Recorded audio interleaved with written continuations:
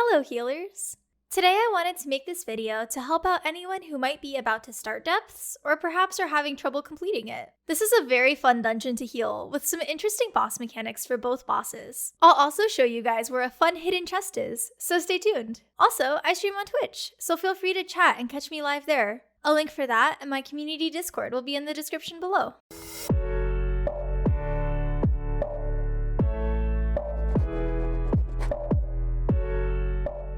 Alright, first off, can we talk about how at level 43 you unlock the Depths Repeatable Quest to fetch meat for this little cutie?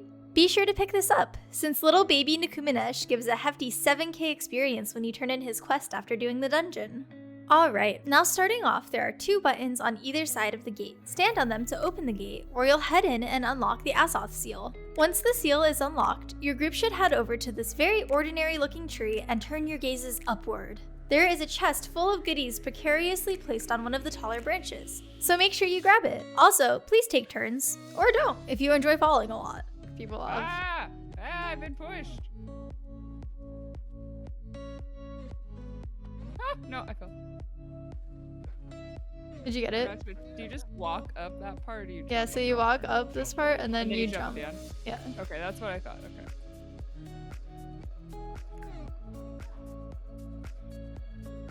Next, head over to activate the Ancient Mechana. 3 people must use their Azoth staves to channel on the Ancient Artifact. After it's activated, the next gate opens. Proceed as usual, kill trash and loot chests. Be on the lookout for some chests that are tucked away into the corners as well. They can be especially easy to miss in this dungeon if you're not looking for them. Eventually, you will reach Nadir Bridge, where you will fight your first mini-boss, Boor. He hits like a truck, but he also has a heavy attack bar, meaning if your team works together to heavy attack him, you can drain the bar and stun him, making him an easy kill.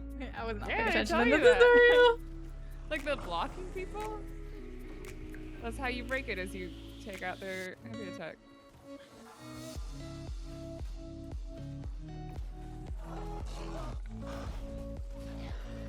He has a very big tail for how small his butt was. Yes.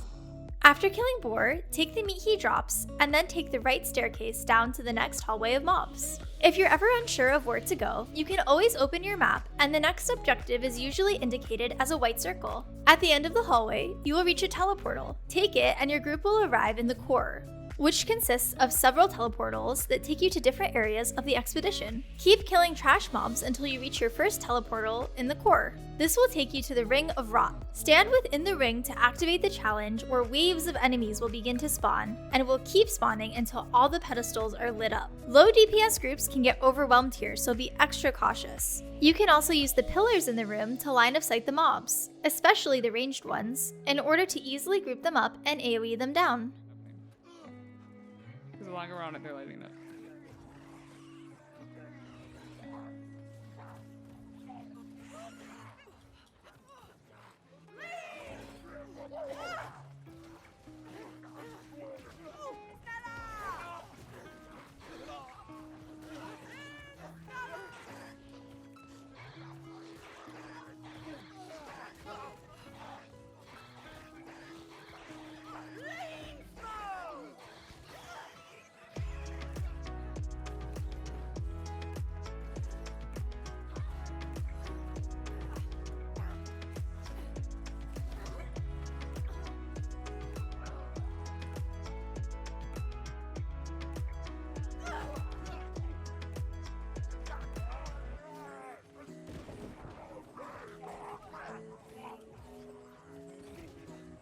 One more light and then we can dip.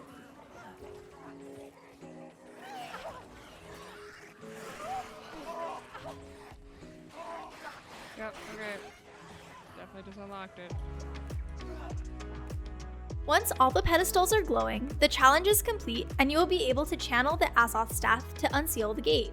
Proceed past the bridge and you will have another seal to channel, which will then restore the bridge. Move up the stairs and you will encounter Despar, the next mini-boss. Despar has 2 tendrils on both sides of the room, so I recommend that your tank pulls Despar into the hallway in order to fight him without the tendrils in the way. This will make healing a lot less stressful for you.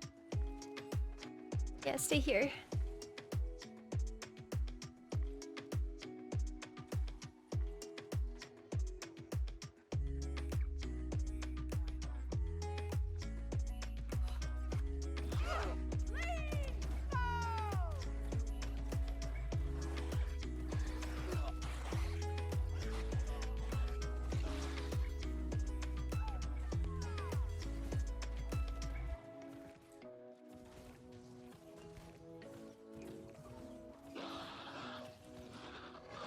After Despar is dead, kill the remaining 2 tendrils, loot the chest, and then cross the bridge to the first boss of the expedition.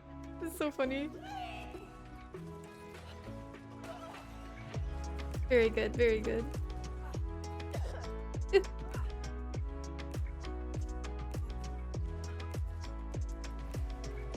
it's a bad time to fight him next to these guys. They just smack you.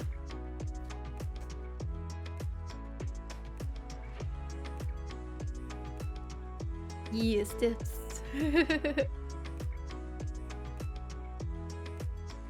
Azamela is the first boss of Depths and has a few interesting mechanics. During the first phase of this fight, killing Azamela is fairly straightforward. Keep your AoE heals under the tank and melee DPS while they cleave down the dogs and DPS the boss. The boss has a few AoE damage moves as well, so be ready to dodge those if you're up close.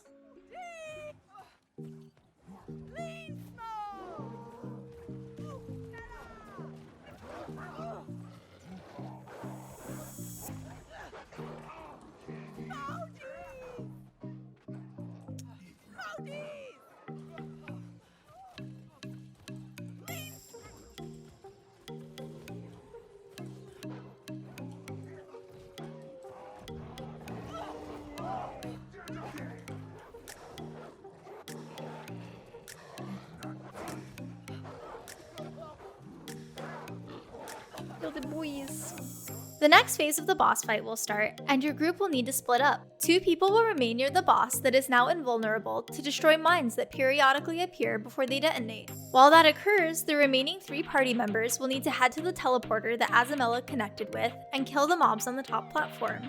When splitting up groups for this mechanic, you will have your tank stay on the lower platform, either with your healer or 1 DPS, and the remaining 3 DPS and or healer will go up to fight the mobs. A trick for this is to immediately run against the wall when you teleport up, since the mobs have knockback abilities that might throw you back down again.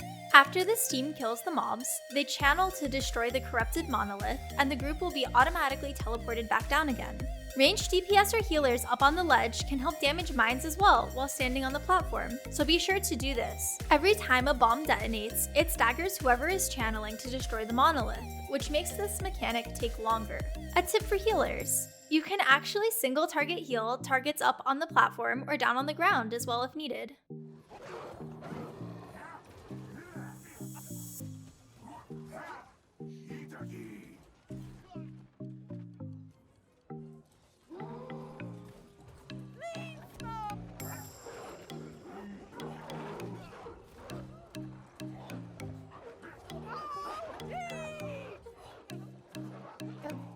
The boss will do this mechanic again in the 3rd phase, but this time will enable 2 teleporters. Have your entire group of 3 go to the first one together, then come back down to do the second. This phase can easily wipe unorganized groups since bombs will start spawning more rapidly and do party-wide damage to everyone. In my run, we did this phase well at the start, killing the first platform and heading over to the second. However, one of my DPS stayed to kill mines instead of helping on the next platform, which caused us to take excess damage and prolong the fight for too long. I tried to heal through the bomb damage, but since I was also the only member channeling to destroy the monolith, the situation quickly took a dire turn. Thankfully, after I died, my last DPS was able to finish the last tick of the activation and res me, preventing a full wipe. Remember to stick together if you're in the platform group to avoid these situations.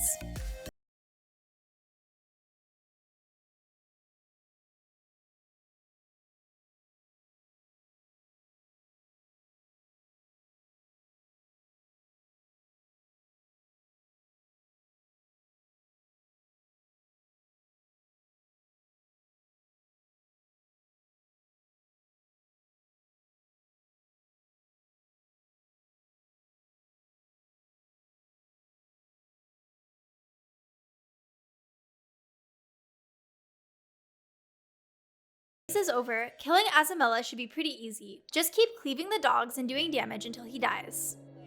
I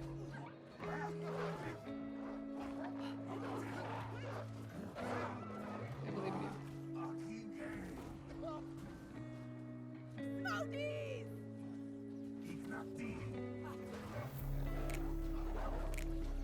Yeah, our last guy didn't come up very fast for the second one.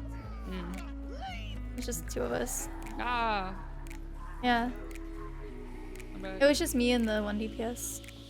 After defeating Azamela, you will take the teleportal back to the core and keep killing trash until you reach the corrupted shrine. Use Thorpe's key here, which you looted from the chest before, and cleanse to open the gate. Next, kill the round bubble gooey thing to unlock the next portal, which takes you to the Crucible of Corruption. Archibald the bear will be waiting for you. Kill and skin them and proceed to the room with the next monolith.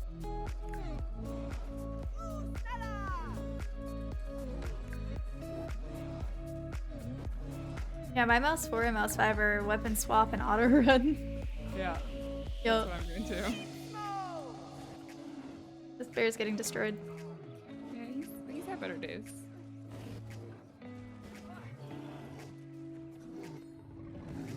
Bonk. I'm skinning him. There's also a chest in the adjacent room here, so don't forget to grab that. 3 players must channel the monolith and destroy it together. Now onto the final boss, Captain Thorpe. This boss is extremely fun to fight and heal, so pay close attention. Also, this is a very tank-dependent fight, so make sure your tank is spec'd to withstand a lot of damage and has a basic understanding of the mechanics beforehand. This will save you a lot of trial and error wipes. And that isn't to say the rest of the team staying alive doesn't matter. It certainly does. This fight prolonged can be very painful, especially with a lower level group, so big damage numbers on the boss will go a long way. The first phase of Thorpe is pretty straightforward. He has a charging attack that can be dodged, and he should be pretty easy to whittle down.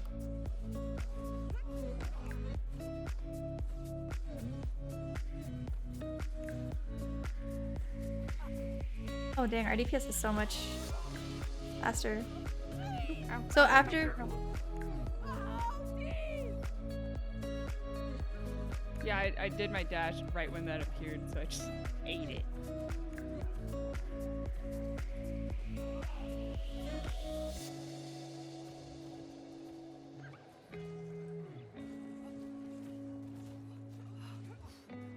You wanna do the dance?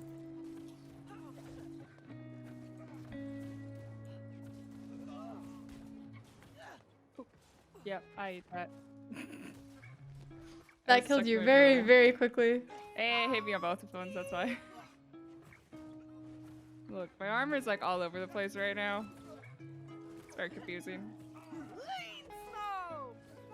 Once his health bar drops below 20%, his bar will reset and he'll summon mobs to his side. He'll now do a wider variety of high damage attacks that you'll need to be on the lookout for. Be sure to reserve most of your healing, especially your single burst target healing, for your tank during this phase as he does a lot of damage. Try to keep your DPS up as much as possible through AoE heals that they can share. Be on the lookout for when Thorpe throws his staff into the ground, as it will do an AoE knockdown that can be dodged. Thorpe will also periodically respawn his behemoth mobs, and after this you should be on the lookout for his lasers. They can definitely one-shot you, so be sure to either avoid them or crouch under them. Thorpe will also charge at players. This needs to be dodged or blocked, as his follow-up attacks can easily kill you off. He also spawns rings of fire throughout the fight that should be avoided at all costs, as the burn damage debuff they give is extremely painful and can kill you if your healer doesn't pocket you through it.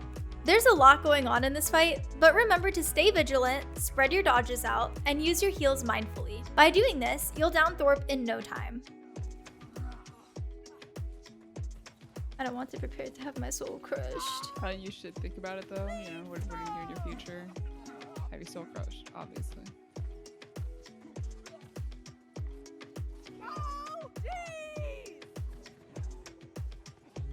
Obviously, yeah. You're right, you're right, you're right.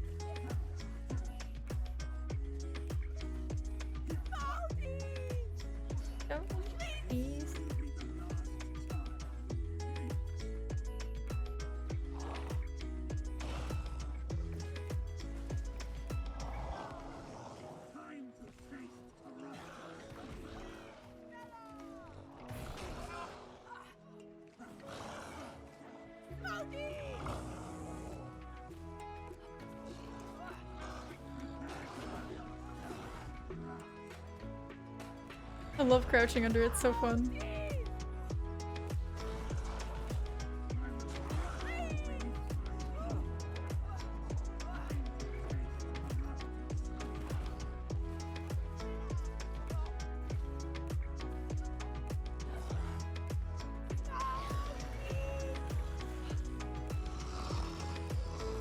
I'm rezzing.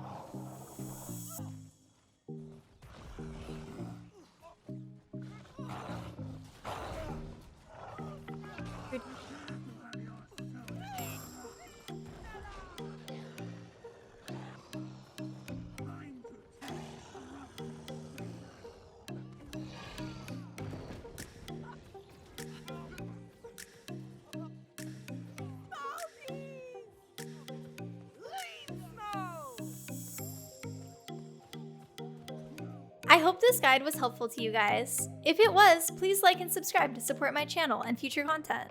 I'll have more dungeon guides up like this in the future, so be on the lookout for them. I'll catch you guys in New World.